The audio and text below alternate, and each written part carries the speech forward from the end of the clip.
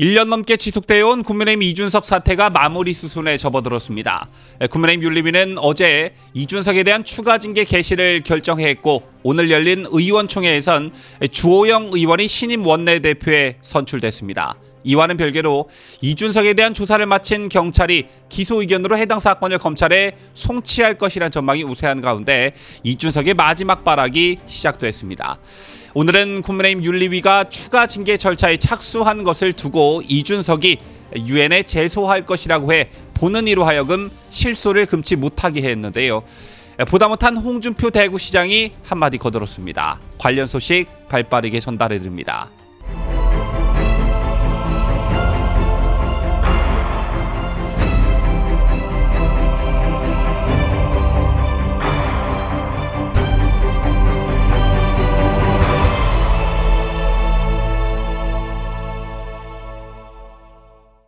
시청자 여러분 안녕하십니까? 뉴스데일리 베스트 미네커입니다.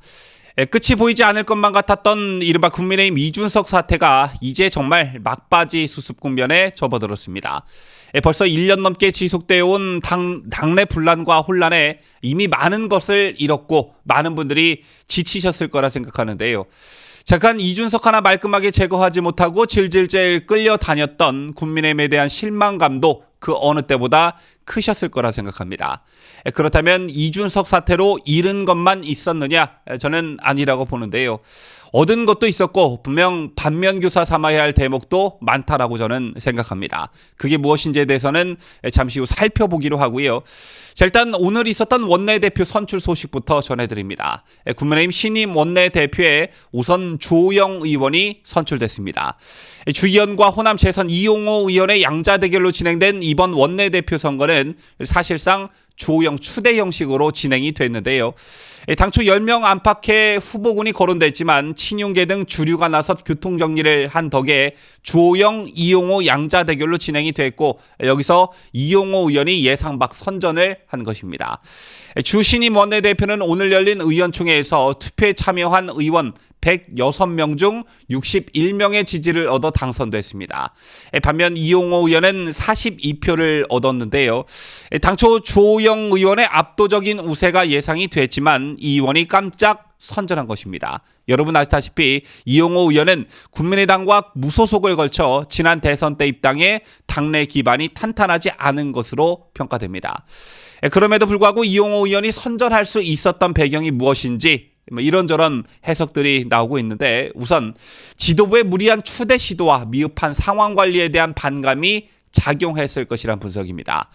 좀 전에 당초 10명 안팎의 후보군이 거론됐지만 당 준진 등이 나서 이른바 교통정리를 했다는 말씀을 드렸는데요. 이는 곧 주호영 의원에 대한 추대로 해석이 됐고 이에 반감을 갖는 의원들이 꽤 있었다는 후문입니다. 여기에 더해 주 원내대표가 직전 비상대책위원장을 거쳐 곧바로 원내대표에 나선 데 대한 비판 여론도 일부 작용했다는 분석이고요. 따라서 친윤 성향이 대다수인 초재선 일부가 결집했고 비윤 반윤 진영이 합세한 결과로 보여집니다.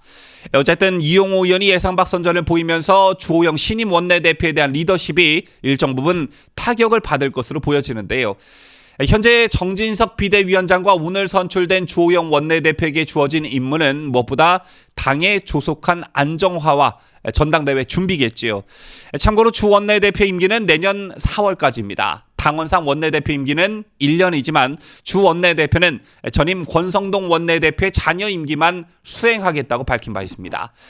결과적으로 당이 위기에 빠진 상황에서 당내 최다선인 정진석, 주호영 이 두 사람의 투톱 체제가 당분간 이어질 텐데 이 두 사람이 어떤 위기관리 능력을 보여줄지 기대가 모아지고 있습니다. 제처럼 한동안 불안정한 모습이었던 당 지도부 체제가 오늘 신임 원내대표가 선출이 되면서 모양새를 갖추게 됐는데요. 이런 와중에도 이준석의 발악은 쉬지 않고 계속됐습니다. 이미 알려진 대로 어제 당 윤리위원회가 이준석에 대한 추가 징계 절차에 착수했죠. 그런데 이를 두고 이준석 측이 가처분뿐만 아니라 유엔 제소 등 모든 법적 수단을 취할 것이라고 반발하고 나섰다는 소식입니다. 자, 일단 이준석 측 입장문부터 보시겠는데요. 이준석의 변호인단은 입장문에서 국민의힘 윤리위의 이 대표에 대한 징계 개시 결정은 3, 4차 가처분에 영향을 미치려는 사법방해 행위이고 가처분에서 잇따라 패소하자 자행한 재판보복 행위라고 규정했습니다. 그러면서 변호인단은 이번 징계 개시의 근거인 신군부 표현은 이 대표가 공개적으로 한 발언이 아니라 1차 가처분 재판에 제출한 이 대표의 자필 탄원서를 국민의힘 측이 누설한 것이고 이는 업무상 비밀 누설죄에 해당하는 범죄 행위라고 했습니다. 이어 결국 신군부 표현은 국민의힘이 의도적으로 작출해낸 위법 수집 증거이므로 징계 처분의 근거가 될 수 없고 오히려 국민의힘 측 범죄 증거인 것이라고 말했습니다. 이준석 측 변호인단의 주장인즉슨 이준석이 신군부라는 표현을 공개적으로 한 적이 없고 탄원서에 쓴 내용이 유출된 것이다 라는 것인데요. 여기서 핵심은 신군부라는 표현이 어떻게 세상에 알려졌나가 아니라 이준석이 대통령을 상대로 신군부라는 표현을 썼다라는 게 핵심이죠. 즉 발언의 유출 경위가 중요한 게 아니라 메신저와 메시지의 문제인 것입니다. 또 이준석 측은 개고기, 양두구육 표현에 대해서 정치적 표현의 자유로서 절대적으로 보장돼야 한다고 하면서 이상한 비유를 들었는데요. 이준석 측은 UN 인권선언 19조와 미국 수정헌법 1조, 대한민국 헌법 21조 등에 보장된 표현의 자유를 언급하면서 특히 정치인의 정치적 표현의 자유는 민주공화국을 지탱하는 기본권 중에 기본권으로서 절대적으로 보장돼야 하는 불가침의 인권이라고 했습니다. 그러면서 1979년 김영삼 민주당 총재가 미국 뉴욕타임스와 한 인터뷰를 문제 삼아 국회의원직을 제명하자 부마 사태, 12.6 사태가 발발했음을 상기해야 한다며 이 대표 소송 대리인단은 국민의힘의 추가 중징계 처분에 대해 가처분뿐만 아니라 UN 제소 등 모든 법적 수단을 취할 것이며 국민의힘의 야만적인 헌법 파괴 공작을 단호히 분쇄할 것이라고 했습니다. 자, 이 정도면 이준석도 그렇고 변호인 측도 그렇고 뭔가 대단한 망상에 빠져 있다 이렇게 볼 수가 있는데요. 망상에 빠지지 않고서야 어떻게 저런 반응이 나오는지 설명이 안 가는 부분이 많습니다.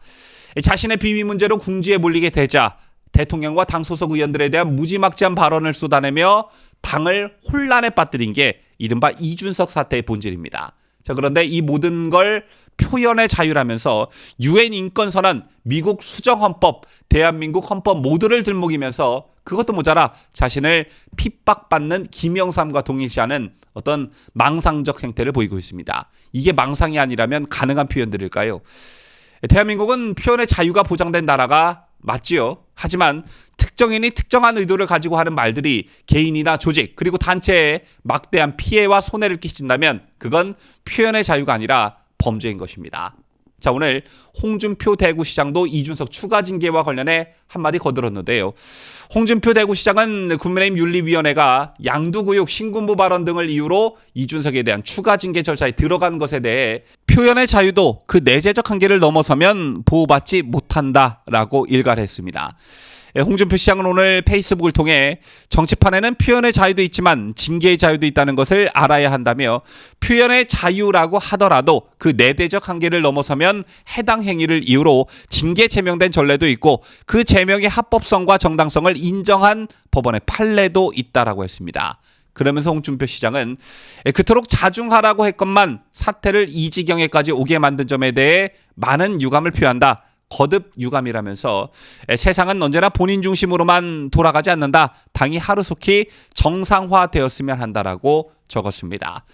핵심을 잘 짚은 발언이 아닐 수가 없는데요. 국민의힘 규정은 징계 상태인 당원을 추가 징계할 경우에 이전보다 무거운 조치를 내리도록 되어 있습니다. 이준석이 앞서 받은 당원권 정지 징계보다 무거운 징계는 탈당 권유와 제명밖에 없는데요. 탈당 권유는 징계 대상자가 10일 안에 자진 탈당하지 않으면 자동으로 제명됩니다. 따라서 이준석에게 추가 징계를 내린다면 사실상 제명 절차에 들어가는 것을 의미합니다. 자, 사실 저를 포함한 많은 분들이 아주 오래전부터 이준석에 대한 추가 징계, 즉 제명 처분을 내릴 것을 윤리위에 촉구해 왔는데요. 늦은 감이 있지만 나중에 더 큰 화를 방지한다는 측면에서 돌이킬 수 없는 이준석에 대한 영구 제명이 신속히 이루어지길 다시 한번 거듭 희망합니다. 지금까지 저는 자유대한민국을 수호하는 뉴스데일리 베스트 민앵커였습니다.